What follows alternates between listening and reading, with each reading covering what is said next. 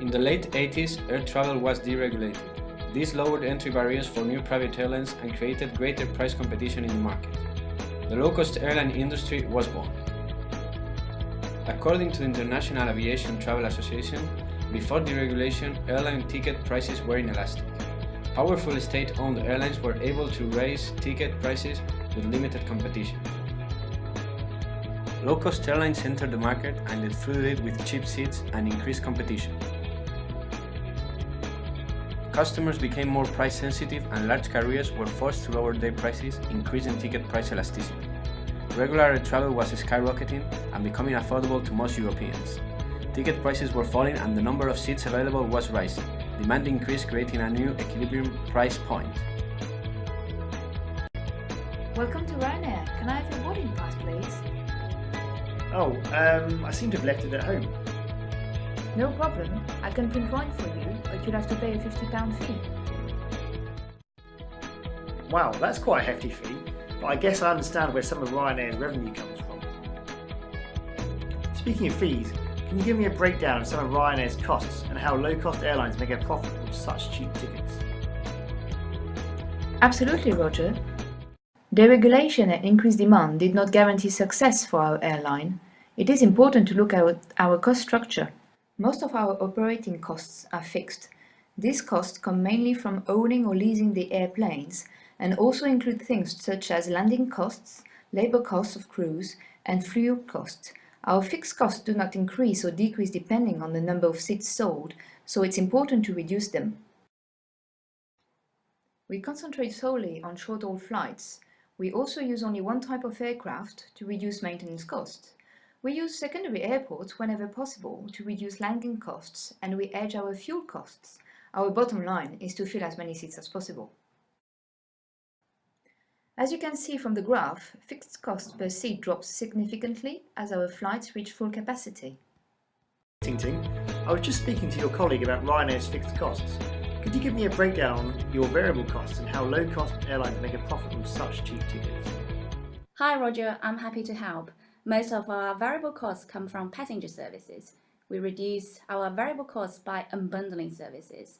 In other words, there are very few services included in the ticket price. Additional services have to be paid for as add-ons, such as ticket printing, as you found out the hard way. In short, low-cost airlines have transformed variable costs into sources of revenue. Great. I know about budget airlines' fixed and variable costs, but can you tell me a little bit more about how low-cost airlines price and sell their tickets?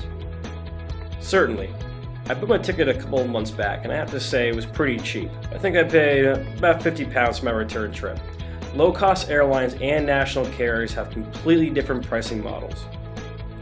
Low-cost airlines prefer to reach their break-even point early in the selling cycle to minimize the number of unprofitable flights. A small batch of tickets are offered below cost to entice customers. As demand for a flight increases, so does the ticket price. Large national carriers prefer less volatility in ticket prices during the course of the sales cycle. However, if a flight is undersold, ticket prices are slashed to make up for last-minute shortfalls in revenue. Any revenue after the break-even point is pure profit for the airline. The break-even load factor for most low-cost airlines in Europe is between 50 and 70%, whereas the total load factor, or the total number of seats sold, is between 80 and 90%. As you can see from the graph, the break-even point for most low-cost airlines is well below full capacity, even with a relatively low average ticket price. As you know, I'm reporting on low-cost airlines. I have interviewed a number of people on the subject, but I can't figure out one thing. Why can't conventional airlines adopt the same low-cost model as carriers such as Ryanair and EasyJet? That's a good question, and I think I have the answer you're looking for. Although conventional airlines have begun to reduce their variable cost by offering fewer inclusive services, such as charging for more than one piece of checked luggage, they still face higher fixed costs due to the use of central airports, a unionized workforce, and multiple aircraft models. Large national carriers have one distinct advantage over low-cost carriers. They have a monopoly on long-haul travel. As such, Long-haul ticket prices are less price sensitive as travelers take fewer long-haul flights than budget short-haul flights due to individual budget and time constraints. Low-cost carriers are beginning to offer services that were traditionally reserved for pricey conventional airlines. One example of this is EasyJet, recently offering a pre-assigned seating service.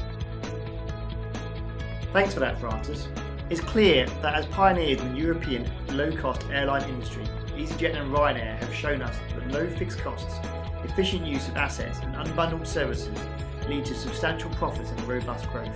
However, this does not mean the end of the large long-haul national carriers, simply that there is more competition in the market. This concludes our segment on low-cost European airlines. Thank you for watching.